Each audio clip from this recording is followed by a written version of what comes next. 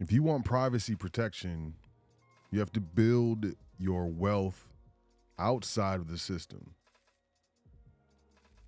Because, I've met a lot of, clients and, potential clients that have, told me, they've said, I already have a trust. But, if you think your trust is private, it's not if it's registered with the state.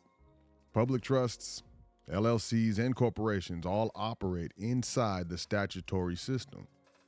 And that means exposure. But there is another way. A properly structured private trust doesn't register with any government. It exists outside the system under the Constitution's right to contract. No filings, no publicity, no interference. So if you want true privacy and real asset protection, step outside the statutory box and build your trust the right way. Appreciate y'all checking out the show. This is The Foundation. My name is Sot L, Seeker of Truth L, Speaker of Truth L. And, we do our dance. So we're going to get into this episode with regards to building wealth outside of the system, because I think it's time. We're going to talk about what the system is. We're going to talk about what private is. Specifically, we're going to talk about what a trust is, what a contract is, why a contract, and what are the benefits. We're going to get into that. I don't want to take up too much of your time because that's not the dance that I do. But make sure you check out welcometothefoundation.com. Sign up for the email list. It's getting there. I also want to say that, we appreciate everyone who's checked out the foundation in the last 10 years, I think it's been. With that being said, we have a plethora of information on the website, as well as your ability to book a consultation. We have some offerings. If you're just starting out, I would suggest the Trust Primer. It's right here under the Education tab. Over 18 hand-picked documents by yours truly. Got tired of, being asked where someone should start. Hey, so you have all this information, you have this knowledge with regards to trust administration. Where do I start to get to where you're at? And I went through all the documents that I read, and, I picked out the ones that I wish that someone gave to me and said, hey, start here. So that's the Trust Primer. We also have the Trust Series, Part 1, Part 2, and Part 3. You're going to have to click on all offerings right here to see, all of them, Part 3, as well as Part 1 and 2. But, I would say beginner, intermediate, and then advanced with regards to what trusts are, what the benefits are, I would just say the lack of regulations that are present with these types of structures. And then as well as, the other type of, investments, things of that nature that you can get into with these types of structures. So that's in the education section. We also have Passport, No Social, Part 1, Part 2. Ignore Part 3. I don't even think there is a Part 3 on here. We had some miscommunication. It does say the bundle. Ignore the bundle. That's a misprint. There's only 2 of them.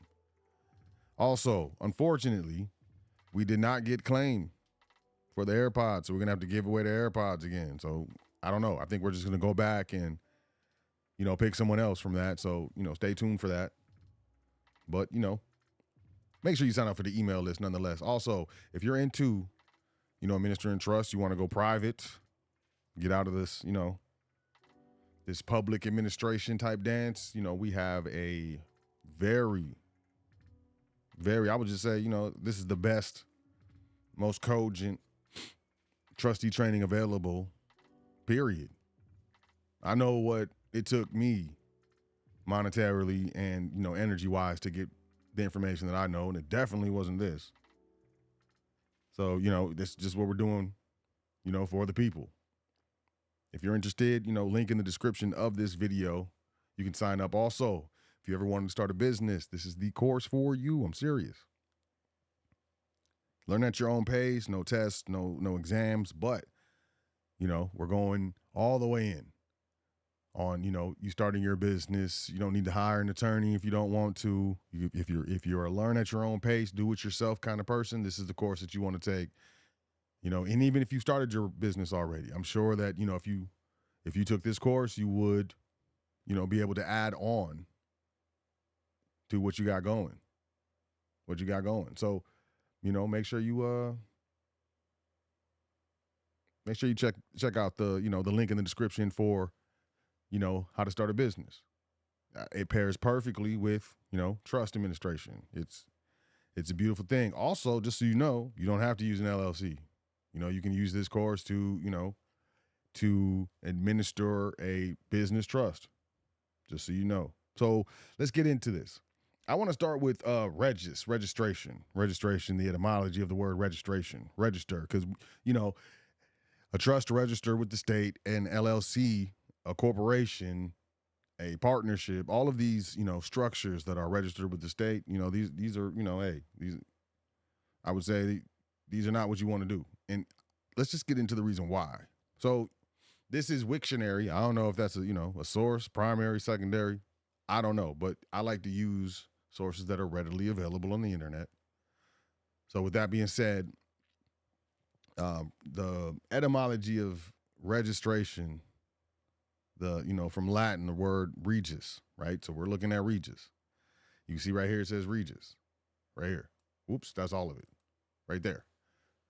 Regis is an occupational surname for an official, from the French regier, also from Latin regis, of the king, for service in a king's household or as a nickname. So it's talking about kings and occupational surnames when we're talking about the etymology of regis. Let's keep going though. History of registering, and the politics of register. So we got the history of registering, stuff like that. But the early use of register, both registry and registration, were enrolled in English much earlier, however. They trace back to the 16th century.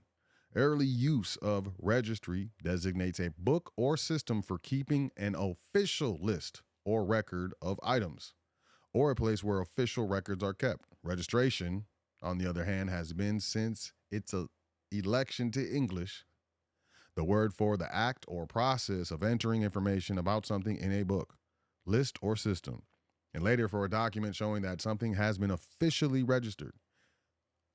So, you can register your vehicle, you can register a business. Hey, it's interesting. Grassroots register, Anglo-French registrar. Okay, so this is more for registration with regards to voting. Let's move forward. Let's get into trust though, because when it comes to these types of structures, these are outside the system. What is the system? I'm just going to say it's the statutory system. All states have, their statutory law, their statutory jurisdiction. That's the system. That's what we're talking about. A lot of taxes, a lot of filing, there's a lot of regulation in that system. There is another way to utilize a structure and still interface with the statutory system. You don't have to go back to using gold and silver and lose everything that you have access to. No, there's trust accounts for everything. Everything.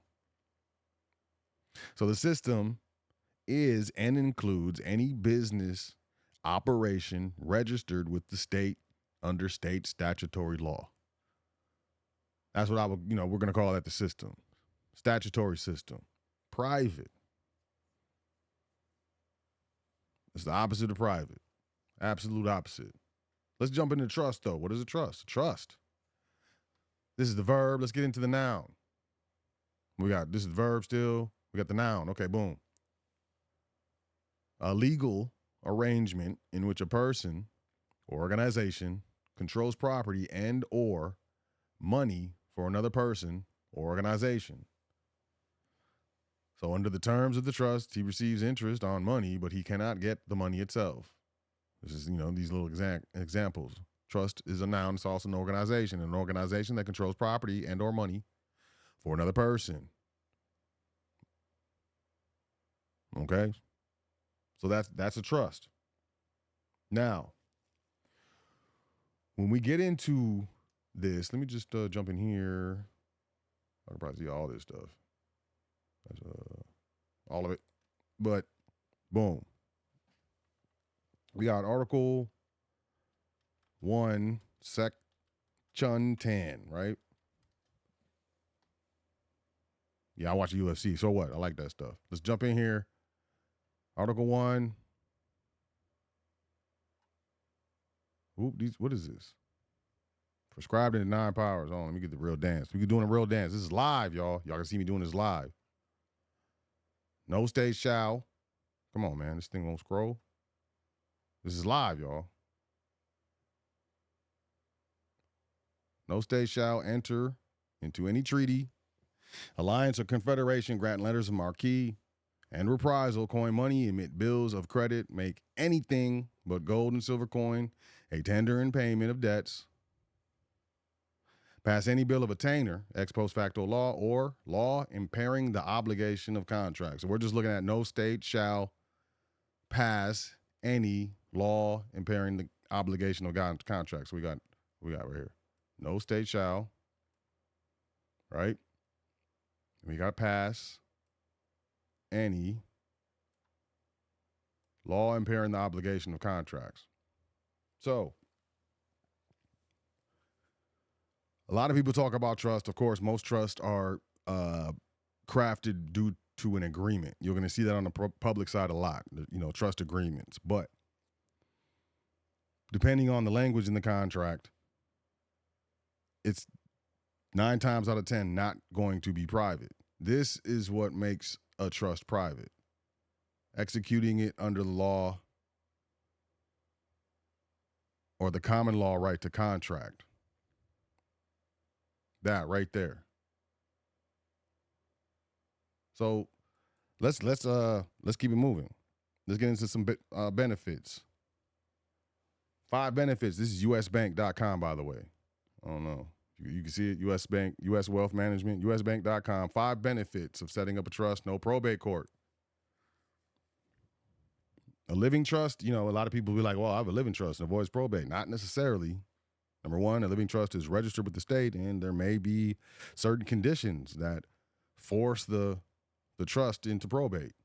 Number 2, potential tax benefits. Assets in a trust may not be subject to estate tax. And a lot of people will be like, well, this is a lot down the road. You set this up before you end of life type thing. No, it's not. No, it's not, because these types of trusts, they're not under state statutory legislation. So generally they do not or are not required to file state tax returns. So there's generally no tax implications with regard to the state level. That's powerful. 3, specificity. You can customize how assets will be distributed. 4 doesn't really make sense because it's, they're talking about revocable trusts or living trusts. And, these trusts, they're irrevocable. It's a big distinction. They're irrevocable. They're flexible. You can change the terms of the trust agreement at any time. And that's true because the Board of Trustees, they can amend the trust. They can resolve to amend the trust at any point in time. Trust avoid probate and preserve privacy. When you establish a trust in your lifetime, you only need to deal with your attorney. Well, this is public. Just so y'all know, we're not talking about public. These types of trusts, generally, attorneys won't set them up. Contract trusts, because the jurisdiction is outside of the state. And I believe that if they're, found out to be setting up these types of trusts outside of state jurisdiction, they may be reprimanded. But, I've never had an attorney be candid enough with me to prove that. Also, privacy is important to keep your family's financial matters outside of public view. Plus, by avoiding the probate process, trusts are often quicker and simpler way to have your assets distributed when you die. Listen, these types of trusts, generally, we're talking about trust estate. We're talking about the assets are owned by the trusts. So in this situation, let's say properties in trust and the the trust avoids probate, right? But there's no need for distribution necessarily. Think about that. The trust can still hold the property, still own the property. It doesn't have to distribute. Trusts never die. They can be, you know, extended in life by a vote of the board of trustees indefinitely. You can do this indefinitely. And this is how wealth is held through generations, is through these types of structures. I know that the pitch in the public is distribution.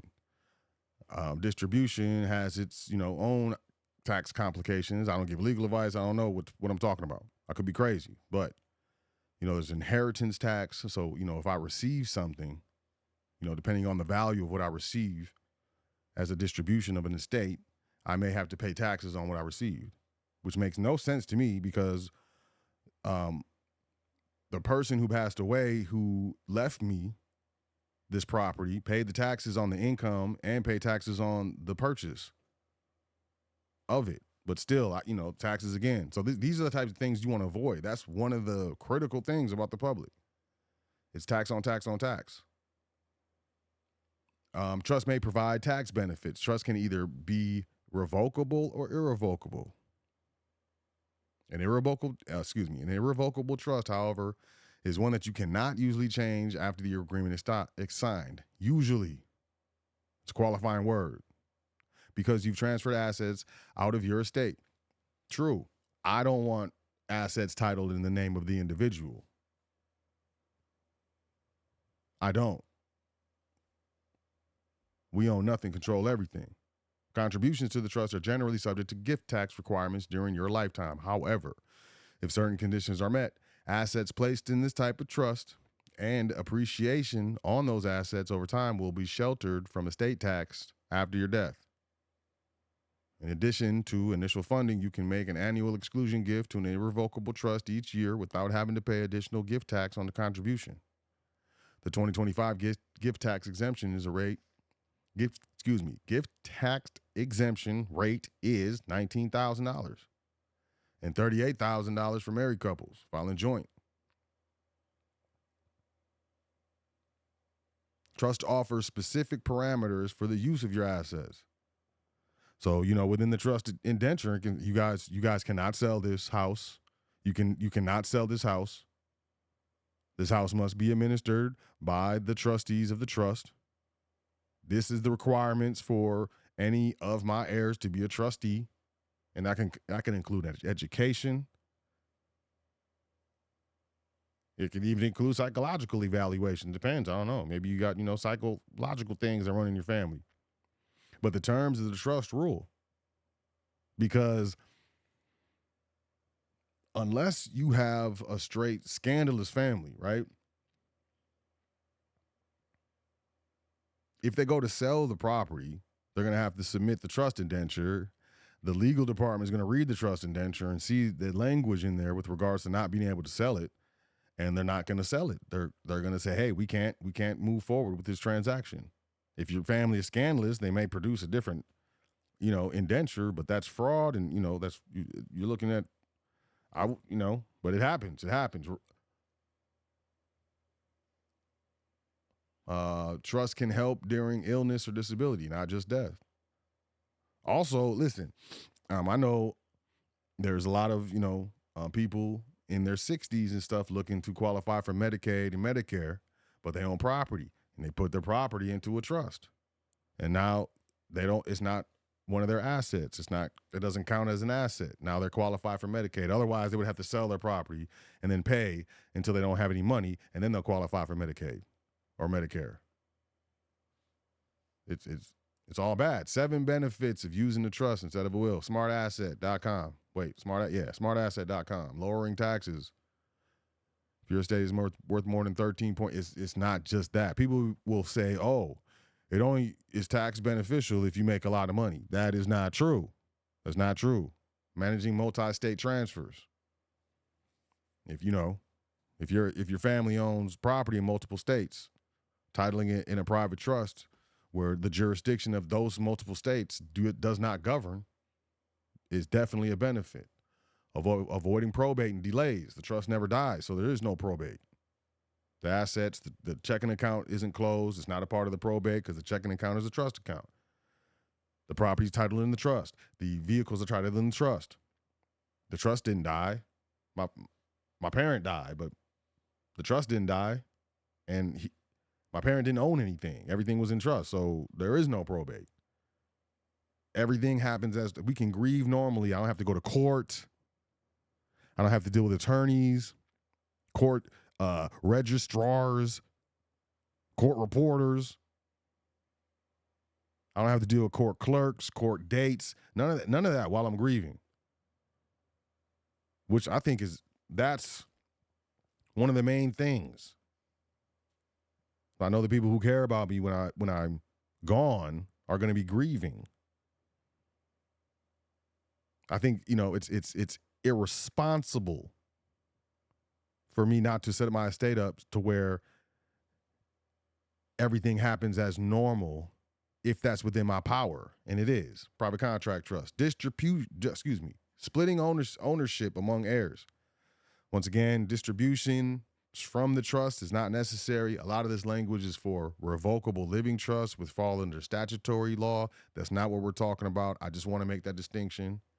So, distributions don't really make sense. But if you are going to distribute assets from the trust, it's very, very simple, very easy. You can make transfers while you're alive, increase the flexibility. Trusts offer significantly more flexibility than wills when it comes to managing and distributing your assets, unlike wills, which typically provide straightforward distributions after death. Trust can be structured with specific conditions and timelines that match your unique family situation and financial goals. You can create customized distribution schedules based on beneficiaries reaching certain ages or milestones. For example, you might arrange for the beneficiary to receive portions of their inheritance at ages 25, 30, and 35, rather than all at once, helping them develop financial responsibility over time. This is one of the most powerful. I would say this is the most powerful structure, a private trust. This is the most powerful structure that exists. Period. It's the most powerful. And when you couple it with a family foundation that's tax exempt, it gets ridiculous. Benefits of trust: preserving and protecting assets, customizing and controlling how your wealth is distributed, minimizing federal, and they put or.